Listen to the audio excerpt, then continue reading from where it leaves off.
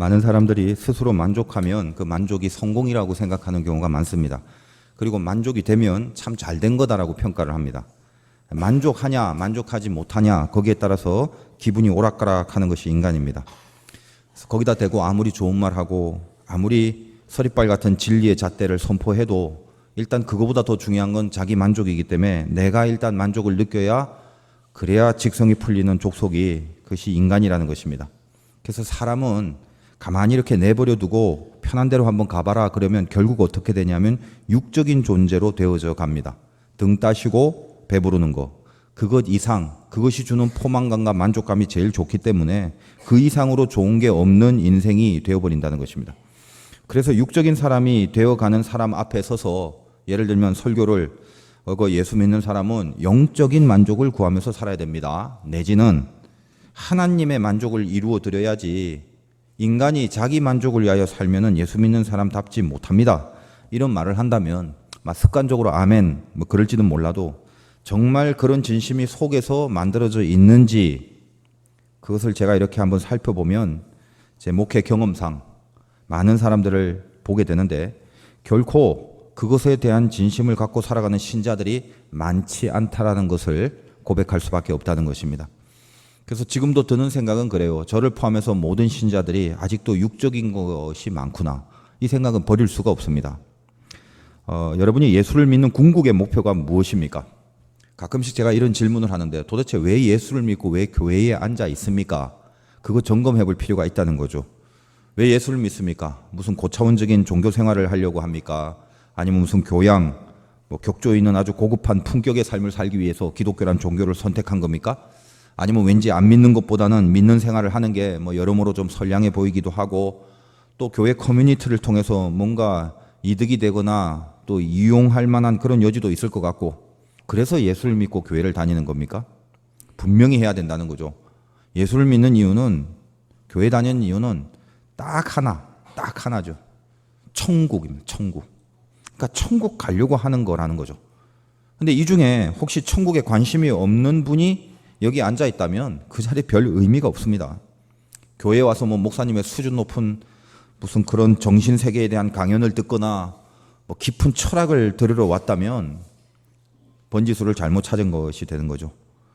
그렇다면 천국이 목표라는데 우리가 천국을 왜 가야 되는가?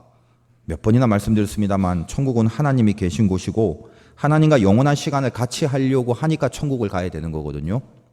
그러면 하나님과 영원히 함께 한다라는 이 말이 수시로 우리는 듣는 말이지만 이 말을 들었을 때 여러분의 앞으로 인생과 마지막이 하나님과 영원히 함께하는 시간을 갖습니다. 그 천국의 소망을 갖고 천국을 목표로 살아가는 겁니다. 라고 이야기했을 때 이 중에 그 말을 듣고 가슴이 좀 두근거리고 막 속에서 신이 좀 나는 사람이 몇 명이나 될까요? 여러분의 미래가 하나님과 영원히 함께 하시는 저 천국입니다. 라는 말을 선포했을 때 만약 그런 가슴팀과 설레임이 없다면 그것은 아마 내가 엉터리가 아닌가라고 한번 생각해 보라는 하나님의 계시일 수도 있습니다. 내가 엉터리인가 아닌가 하는 건 여러 가지로 증명될 수 있지만 간단하게 지금 이거 하나만 검증을 해도 명확하게 됩니다. 나는 하나님과 함께 영원히 함께 한다. 근데 이게 별로 그렇게 가슴 뛸 정도로 신나지 않는다면 이미 좀 엉터리라는 거죠. 우리에게 허락된 천국은 하나님이 도대체 무엇을 대가로 지불하고 준비한 곳인가? 그의 독생자를 대신 죽여서까지 준비한 곳인데 근데 그 하나님과 영원히 함께하는 저 천국을 내가 기대하지 않는다. 가슴 뛰지 않는다. 그러면 엉터리 중에 엉터리인 건 맞죠.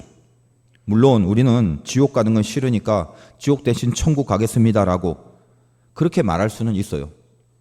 그러나 천국은 그렇게 수동적인 마음으로 지옥 가기 싫으니까 지옥 대신에 선택하는 차원의 장소가 아니라 훨씬 더 가슴 뛰는 기대로 가득해야 될 곳이 천국임에 마땅합니다.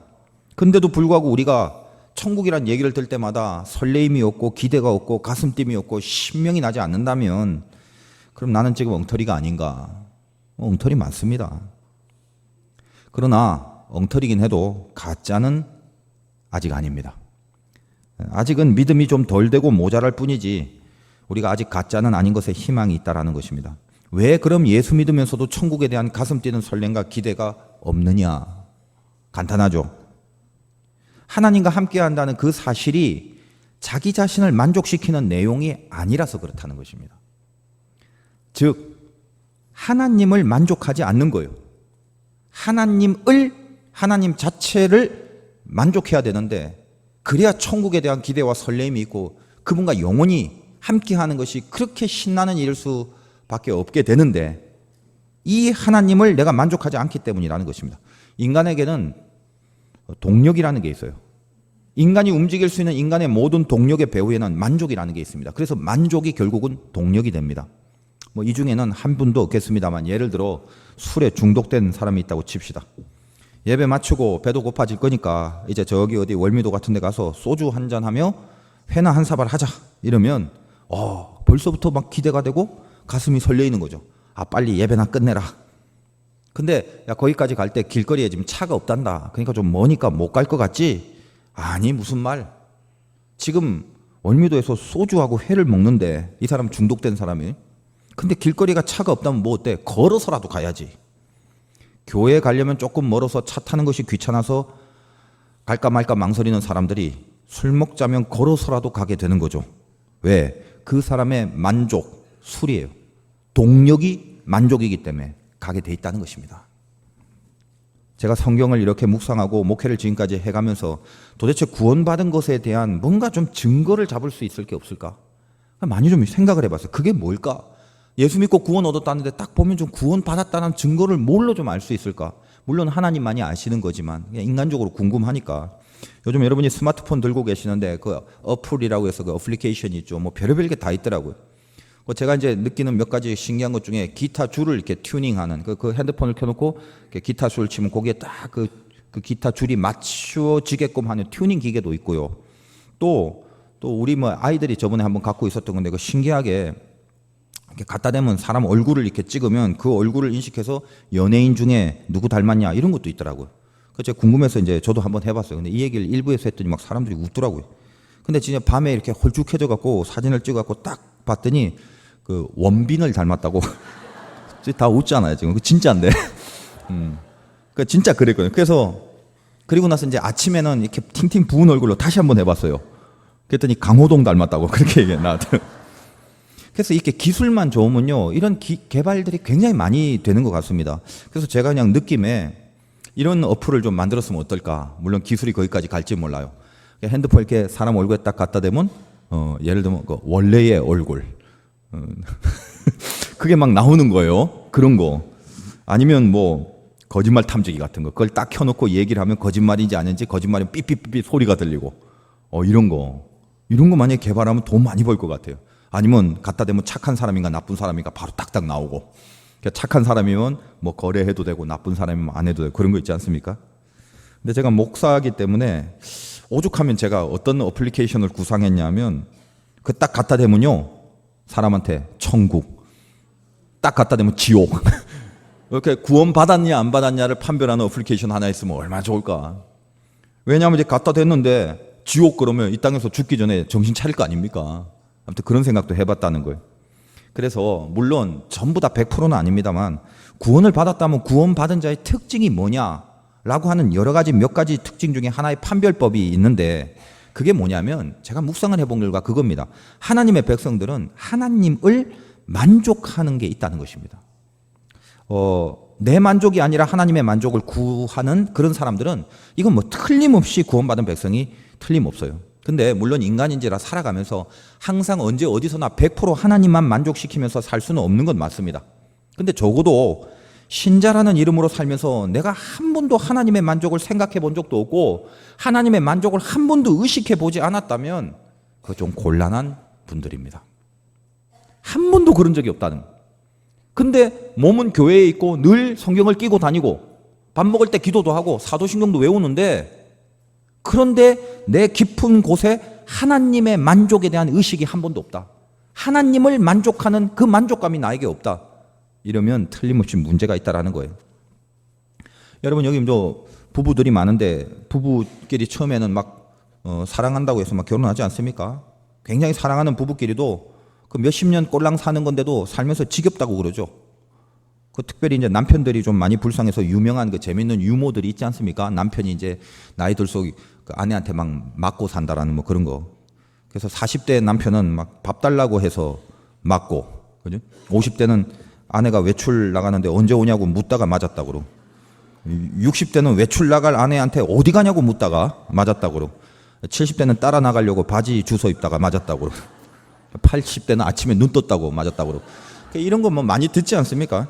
근데 그렇게 잘 한번 보세요. 이렇게 사랑한다라고 사랑한다 하는 사람들끼도 시간이 지나면 이러는데, 근데 내가 한 번도 만족하지도 않는 그 하나님과 영원을 함께 하겠다고요? 내가 이 땅에서 하나님을 만족해 하지 않는데 그분과 영원히 함께하는 천국을 가겠다고요? 그런 말도 안 되는 소리가 어디냐 이 말이에요. 저는 저와 여러분의 구원을 하나님에 대한 만족도로 가늠할 수 있다고 생각합니다. 제 경험상 그런 의미에서 이 하나님의 만족을 구하는 자에게는 이 땅에도 어떤 그 특징이 좀 있어요. 영적 특징이. 뭐냐? 하나님의 만족을 구하는 삶은 자기 환경의 만족을 포기할 수 있더라는 것입니다. 하나님을 만족하는 진심이 생기면 연이어서 곧바로 내 환경을 통해서 만족하기로 하지 않게 된다는 거예요. 하나님을 만족하면 더 이상 환경은 아무런 문제가 아님을 알게 됩니다. 오늘 우리들의 불만족의 대부분이 뭐예요? 다 환경이에요.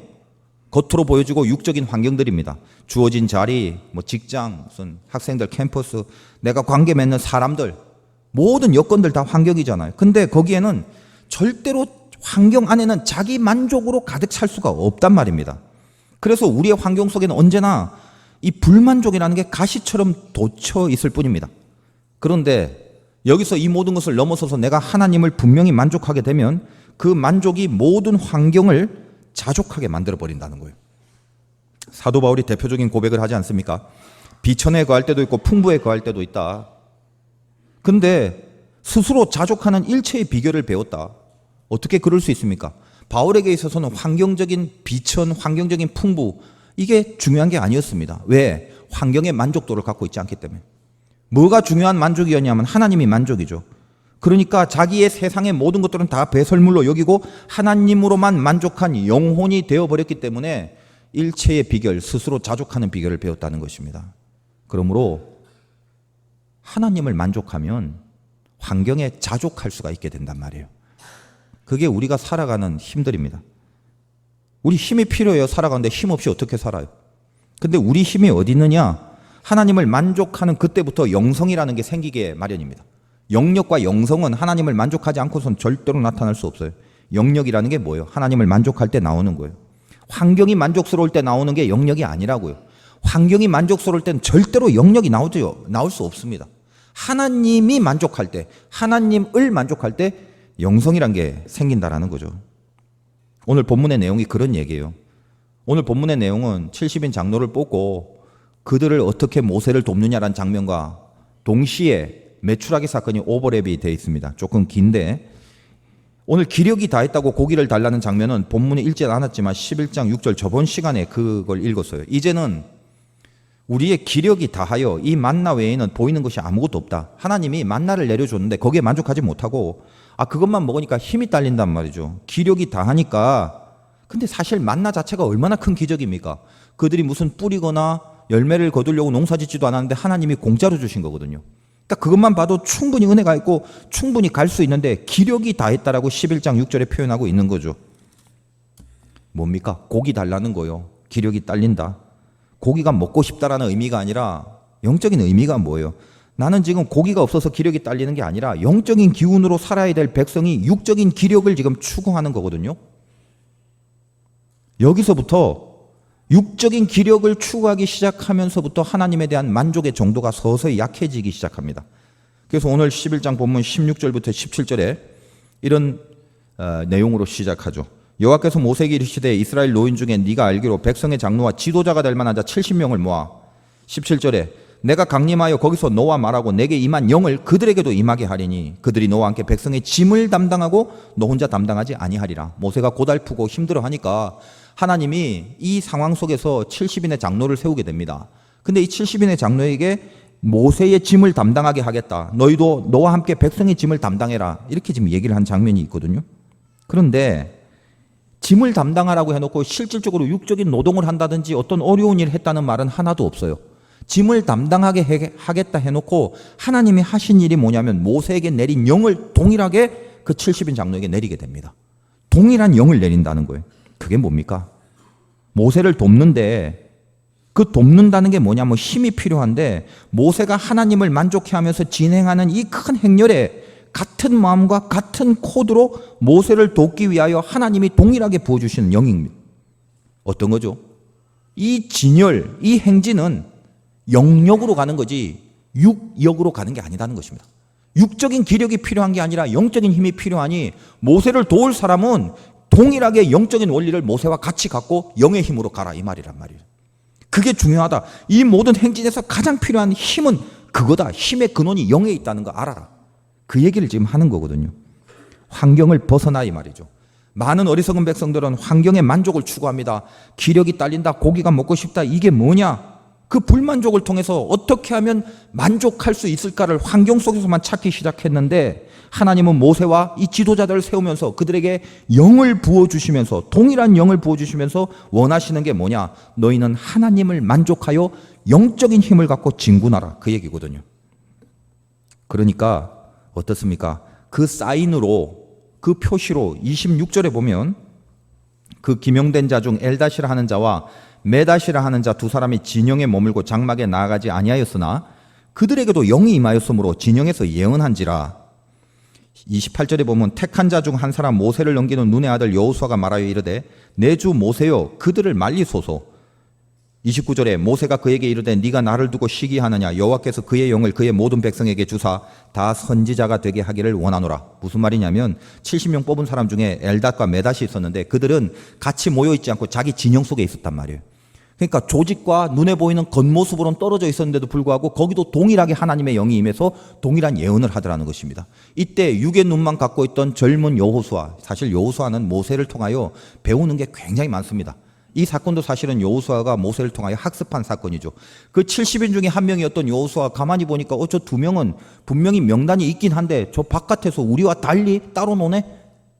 그러면 저기는 이렇게 예언하거나 이러면 안 되는 거 아니야? 그러면서 모세한테 그들을 말리라고 얘기합니다. 그때 모세 하는 말이 뭐예요? 야, 육의 눈으로 보지 마라 그 말이에요.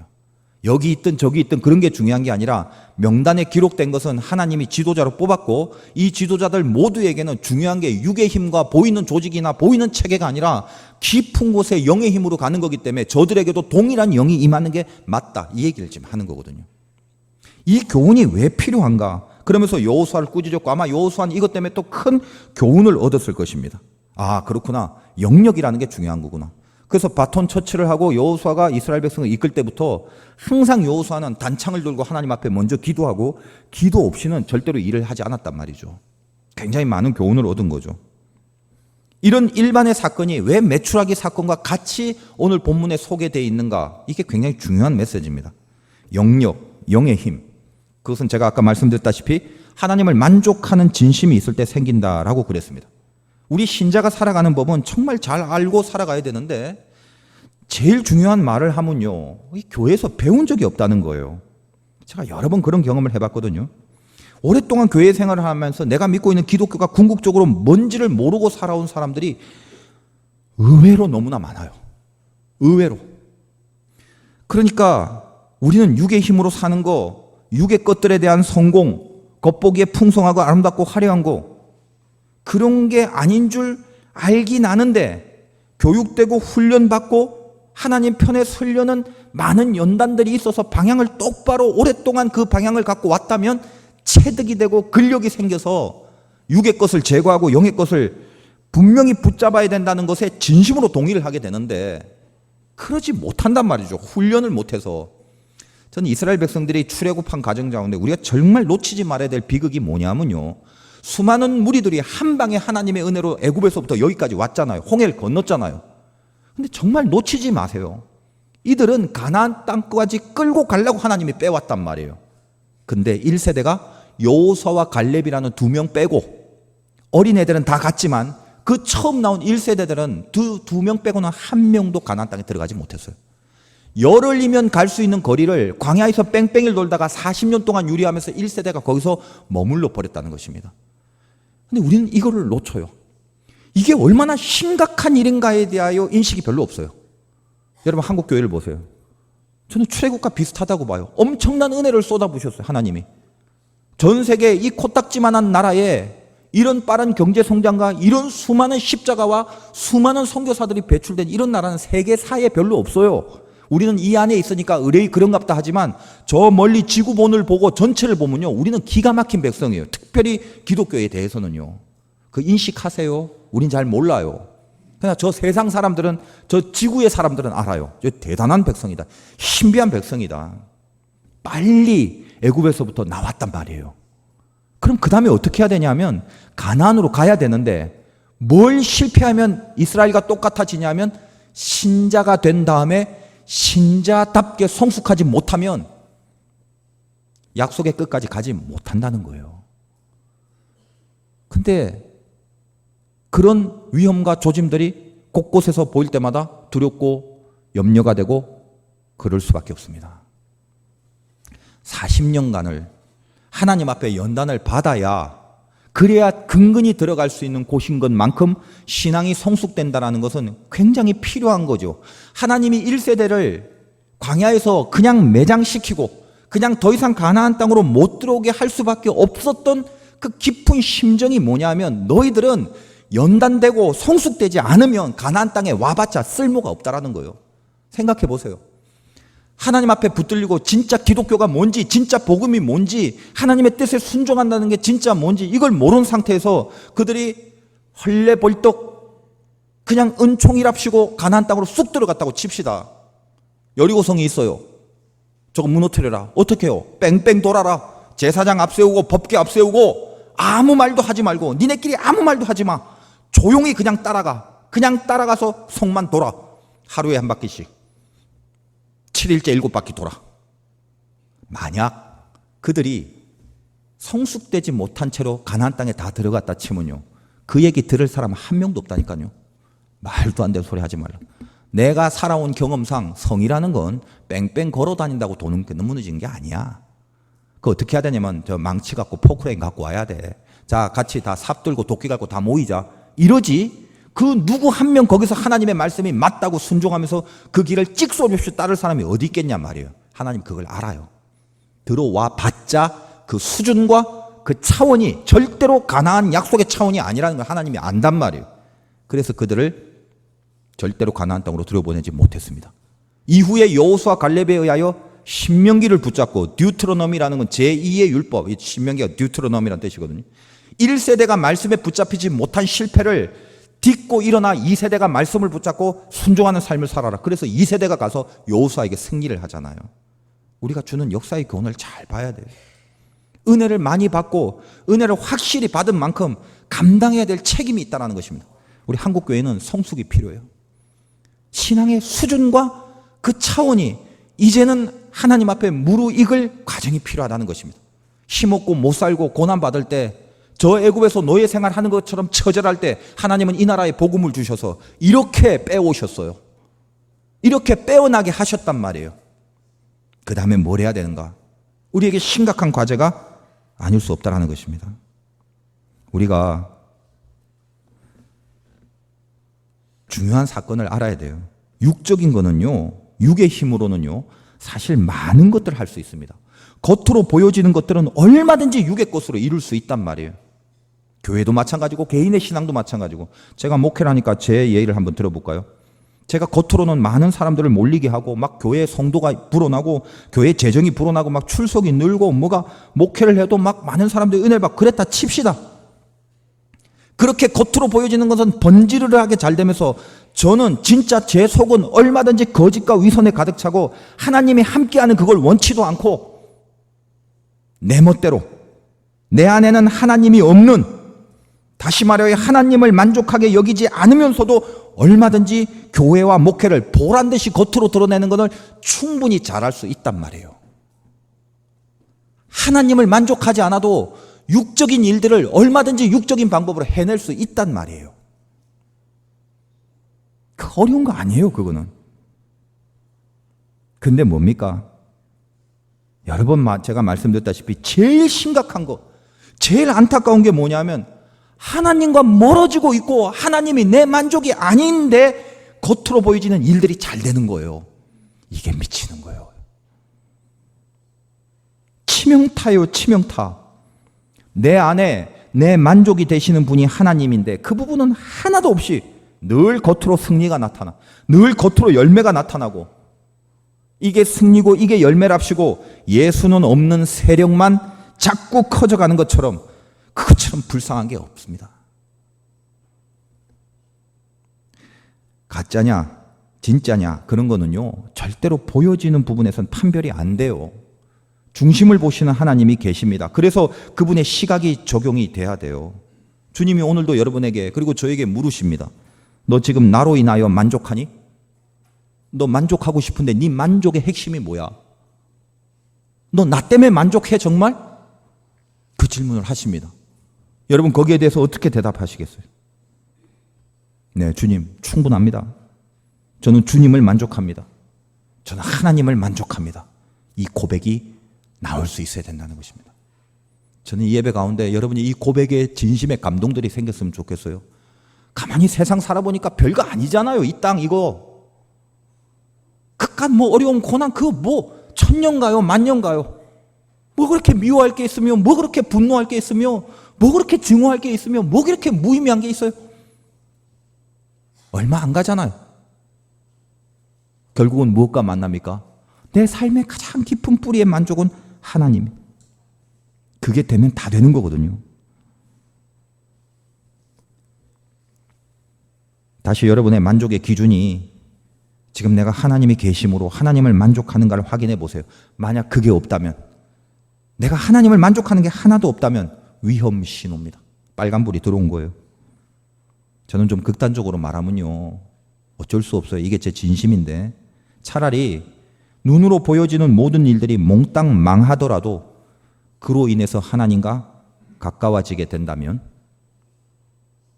세상에 보여지는 모든 일이 잘 돼서 하나님을 만족하지 않고 점점 멀어지는 것보다 훨씬 더 복이라는 사실입니다. 머리로는 알겠지만 하나님 나는 그런 복은 싫어요. 다들 이러고 있어서 문제죠. 제일 좋은 건 일도 잘 되고 하나님도 가까워지는 게 제일 좋은 거죠. 그러나 만약 둘 중에 하나를 고르라면 세상 일은 기가 막히게 잘 되는데 하나님과 멀어진다. 그게 1번.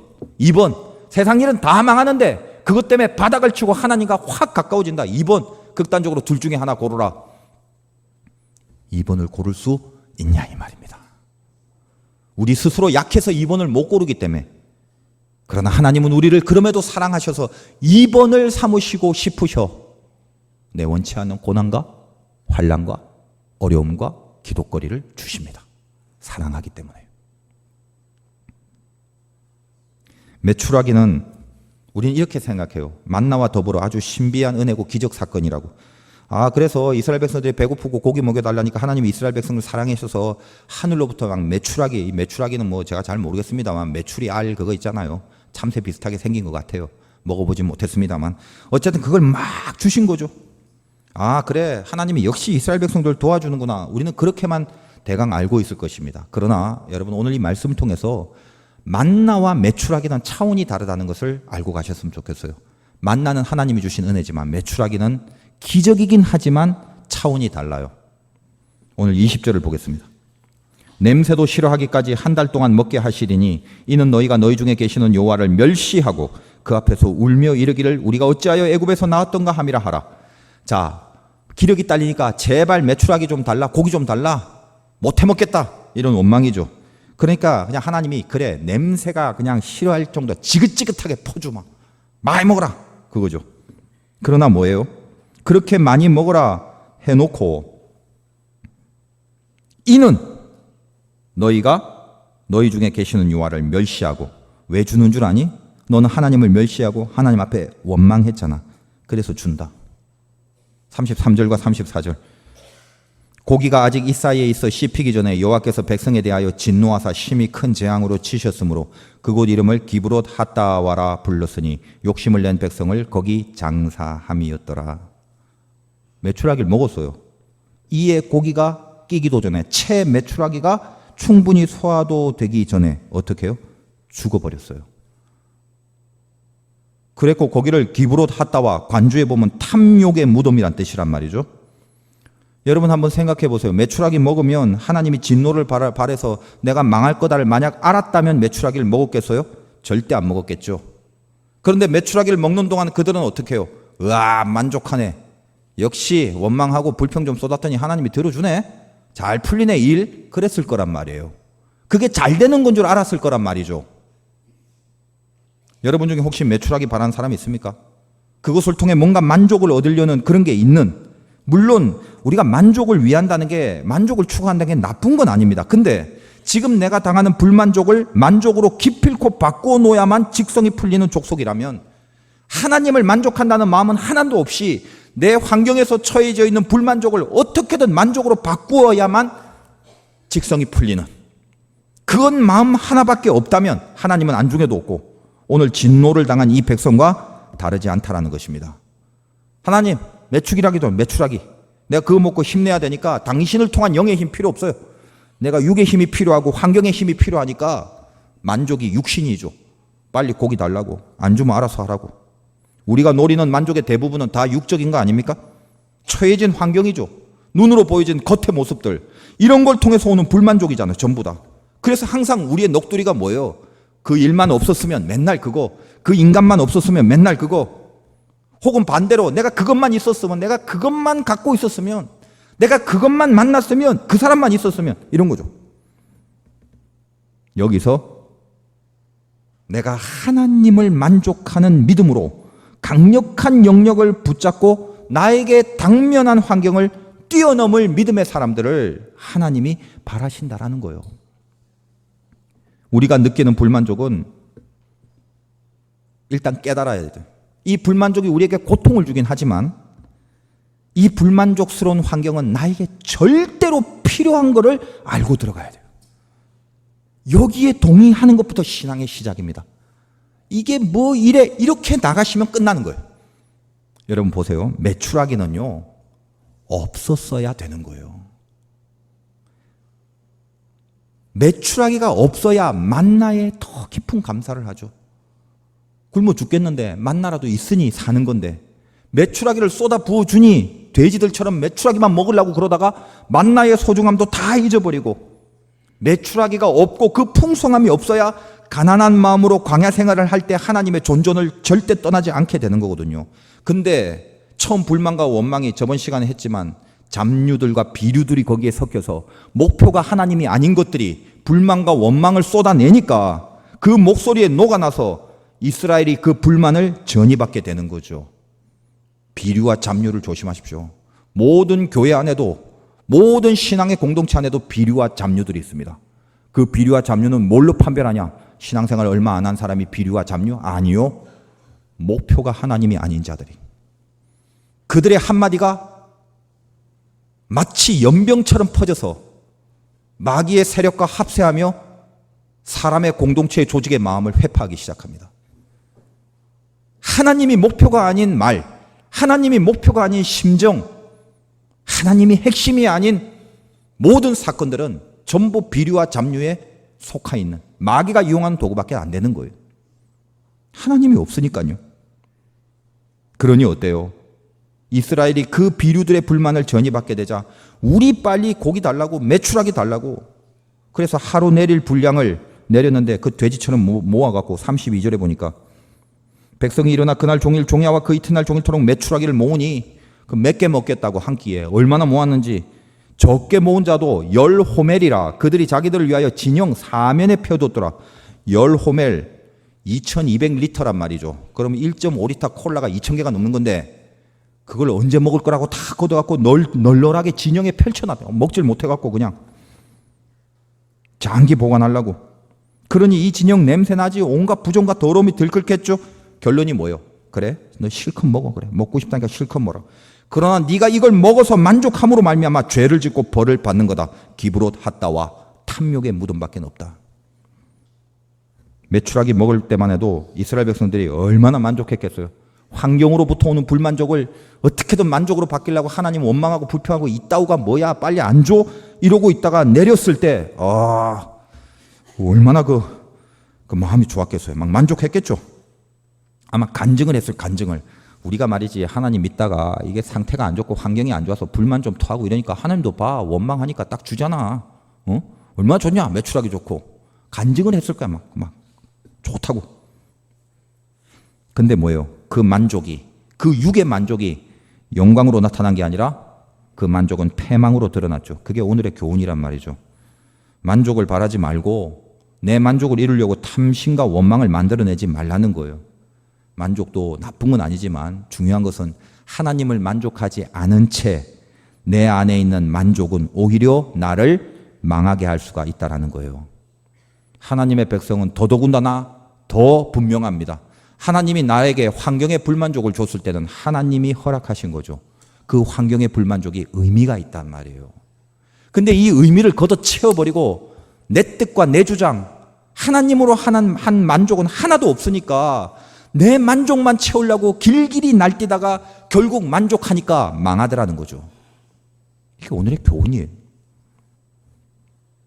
내 만족에서 하나님의 만족으로 바뀌는 거, 거기서부터 모든 게 풀려나간다는 것을 잊지 마시라는 것입니다. 여러분 살다 보면 다 알아요. 저도 마찬가지입니다만 그죠? 불만족한데 어쩔 거예요. 속상한데 답답한데 불만족이 있는데. 근데 어떻게 이걸 해결하려고 하냐면 자꾸만 환경을 해결하려고 하잖아요. 이 환경이 불만족이고 이 사건이 불만족이고 이 사람이 불만족이고 그게 아니에요. 하나님의 백성이 이걸 해결하는 방법이 뭐예요? 하나님을 만족하는 사람으로 바뀌란 말이에요. 그게 해법이랍니다. 그게. 인생을 살아가는 법이 세상 사람하고 똑같아서 우리가 무슨 구별된 존재겠어요. 그러면서 우리가 문제를 해결하고 갈등을 푸는 모든 방법은 세상과 하등 다를 게 없이 살아가죠. 몸뚱아리만 교회에 있을 뿐 여기에 무슨 파워가 나타나겠냐 이 말이에요. 해법을 가지세요. 불현듯 내 속에 하나님 한 분으로 충분합니다. 하나님이 이 예배를 통해서 그 심정을 달라고 주님으로 내가 만족하겠습니다. 이 고백과 선포가 내 안에 영역으로 확 들어와 버리면 더 이상 환경이 주는 불만족을 나를 방해할 수가 없습니다. 이 우리의 힘입니다. 제가 군목 시절에 처음 배치받은 부대가 용문산 레이더 부대 1500고지인데 중간에 가다가 탑차가 관사에서 출발해서 600고지에 쓴단 말이죠. 거기서 바퀴에 쇠사슬을 쳐야 눈 덮인 데로 올라갈 수 있으니까. 근데 600고지에 보면 가정이 하나 있는데 그 가정에서 개도 키우고 닭도 키우고 방목을 시켜요. 근데 개들을 이렇게 참 보면요. 그 개들이 다 비슷해. 어떻게 이렇게 다 포동포동한지. 그리고 이 눈빛들이 말입니다. 뭐 금방 죽어도 아무런 걱정도 없는 금방 죽어도 될 것 같은 그렇게 순둥이들이 막 이렇게 있어요. 그리고 닭들도 아주 포동포동하고. 근데 가끔 보면 그 닭이나 개 이름표가 하나씩 이렇게 있는 거죠. 그 쟤들이 무슨 고유명사가 있나 싶었는데 나중에 물어봤더니 그거예요. 올라갔다 내려갔다 그 뭐 군인들이나 동네 사람들이 거기서 이렇게 개 닭 키우는 걸 아니까 어릴 때 잘 클만한 거를 고른대요. 그래서 이름을 하나 딱 정해줘요. 갑돌이. 그 이 갑돌이가 이제 몇 개월 지나고 이제 포동포동해지잖아요. 그럼 이제 저건 내가 찜한 거니까 그거 잡는 거예요. 그래서 다 그렇게 맛깔스럽게 다 생겼어요. 개나 닭이나 전부 다. 그 주인한테 가서 아니 이거 어떻게 이렇게 포동포동하게 이렇게 키우느냐 비결이 있다는 거죠. 일반 사료를 주지 않아요. 거기 약초를 섞고 그 주인이 개발한 이 음식을 잘 먹는 무슨 그걸 준대요.